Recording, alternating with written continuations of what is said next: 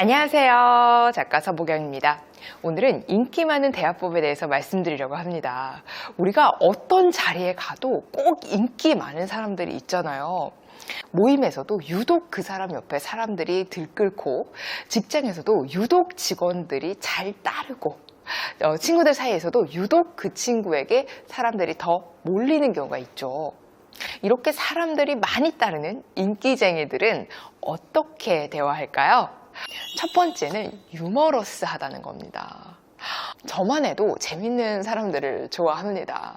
아무래도 이왕 만나는 거 즐거운 사람들과 유쾌하게 시간을 보내는 게 좋지, 어두침침하고 대화도 잘 이어가기 힘든 그런 사람들과 시간을 보내고 싶은 사람은 별로 없을 거예요. 그렇죠? 그리고 그런 재밌는 사람들이 인기가 많은 이유는 어떤 분위기도 유연하게 만들고, 특히 처음 만난 사람이 굉장히 유쾌할 때 굉장히 긍정적인 인상을 갖습니다. 그러면서 자연스럽게 상대방에 대한 경계심도 무너지죠.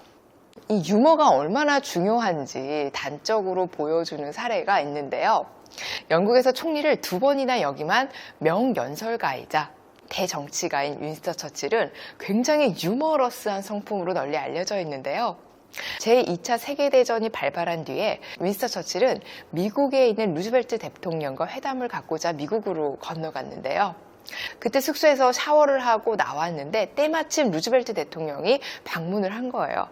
그래서 숙소 문을 탁 열었는데, 근데 문을 여는 순간 갑자기 이제 이 수건이 풀리면서 수건이 확 떨어져 버린 거예요.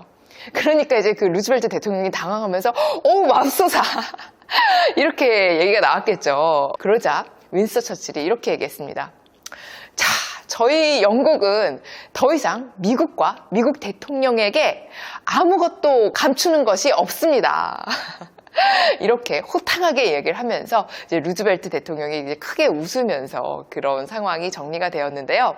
이뿐만 아니라 처칠이 하위 의원으로 출마했을 때 당시 상대 후보자가 처칠은 늦장꾸러기다, 이렇게 게으른 사람을 의회에 내보내선 안 된다라며 맹비난을 가하자 처칠이 이렇게 대처했습니다. 여러분도 나처럼 예쁜 아내랑 살아보세요. 그러면 아침에 일찍 일어나기 힘듭니다. 이렇게 답변하면서 그 연설장은 웃음바다가 되었다고 합니다. 여러분, 이렇게 넉살 좋기가 쉽지 않죠. 가까운 친구들한테 유머스럽게 얘기하고 장난치고 이런 거는 할 수 있죠. 그런데 정말 당황스러운 상황에서도 호탕하게 유쾌하게 받아치는 그의 배포도 참 대단하다는 생각이 들었습니다. 여러분, 유머러스한 사람이 인기가 많다는 사실은 누구나 알고 있습니다. 하지만 실천이 어렵죠. 제가 근래 유대인 대화법이라는 이 책을 보니 유머는 타고나는 것도 있지만 후천적으로 내가 어떻게 트레이닝을 하느냐에 따라서 이끌어낼 수 있다라는 거예요. 그리고 중요한 것은 유머러스는 마음의 여유에서 나오는 겁니다. 내가 마음의 여유가 하나도 없으면 아무리 유쾌한 사람이라도 그 유쾌함을 드러내기가 쉽지 않거든요.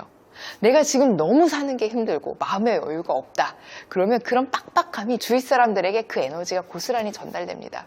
그리고 인기 많은 대화법 두 번째는요, 인기 많은 사람들은 경청하고 공감하는 능력이 뛰어납니다. 아주 훌륭한 예가 있죠. 우리 국민 MC라고 불리는 신동엽 씨, 유재석 씨를 보면 이분들은 자기 얘기를 많이 하지 않아요. 이분들은 상대방의 소재를 아주 자유자재로 조리를 하는데요.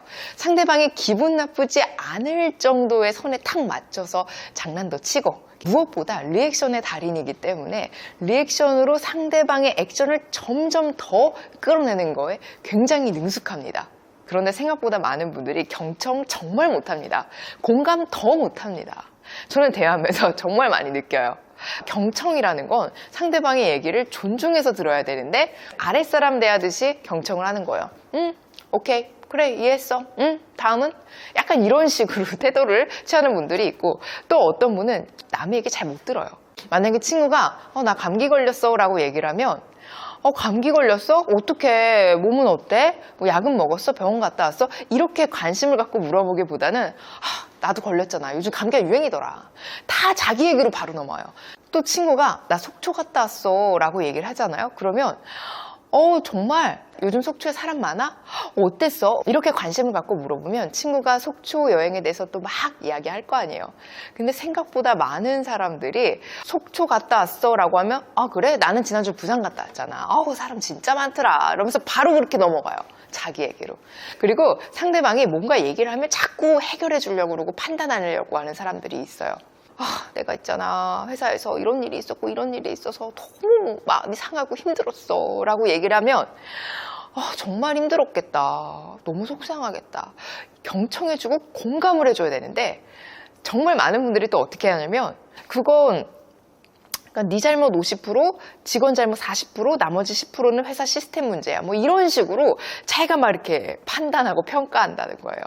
그러면 다음부터는 이렇게 한번 해봐. 이런 식으로 해결책을 제시하는데요. 상대방은 해결책을 원하는 게 아니라는 거예요. 자신의 마음을 알아달라는 게 먼저예요. 그걸 다 알아주고 나서 그 다음에 대책이 나와야 되는데 그냥 냅다 판단하고 해결책부터 들이매니까 상대방은 마음만 상하는 거죠. 여러분, 아주 유명한 자기계발 동기부여가 데일 카네기가 이런 말을 했습니다. 경청은 가장 훌륭한 대화법이다. 이 책에 남의 말을 잘 들어주는 법이 나와 있거든요. 제가 그 부분을 좀 읽어드릴게요. 남이 말할 땐 하고 싶은 말이 있어도 꾹 참고 말을 마칠 때까지 들어주어라. 이거 쉽지 않아요, 여러분? 바로 치고 말하고 싶지만 한번 이렇게 삼켜주십시오. 그리고 두 번째는요, 남이 말할 때 그냥 듣지 말고 공감되는 부분에서는 고개를 끄덕이기도 하고 미소를 짓기도 하고 상황에 맞게 리액션을 취하라. 그러면 좋은 사람이라는 인식을 심어주게 된다. 간혹 마음을 불편하게 하는 말을 하더라도 언짢은 표정을 삼가하라. 이것도 쉽지 않아요. 자기 기분이 표정에 그대로 드러나는 분들이 생각보다 많습니다. 근데 상대방이 그 표정으로 다 느끼거든요. 그래서 그때부터 말하는 게 굉장히 조심스러워지고 어려워져요. 이 표정이 굉장히 중요합니다. 그리고 우리가 정말 많이 간과하는 것 중 하나인데요. 상대방한테 충고를 하거나 교훈을 주는 듯한 말을 삼가라고 합니다. 너무 가르치려고 하지 말고 내가 옳다라는 식으로 얘기하지 말고 상대방을 충분히 존중하는 자세와 태도와 표정을 가지고 리액션 해주고 경청해주고 그리고 이왕이면 좀 유쾌하게 분위기를 이끌어 가시길 바랍니다. 저도 좀 더 유쾌한 에너지를 드릴 수 있도록 노력하겠습니다. 오늘은 여기서 인사드리겠습니다. 오늘 영상이 도움이 되셨다면 구독 꾹, 좋아요 꾹, 알림 설정 부탁드려요. 오늘도 바쁘신데 시간 내셔서 제 영상 봐주셔서 너무너무 고맙습니다. 오늘도 행복 가득한 기분 좋은 하루 되세요.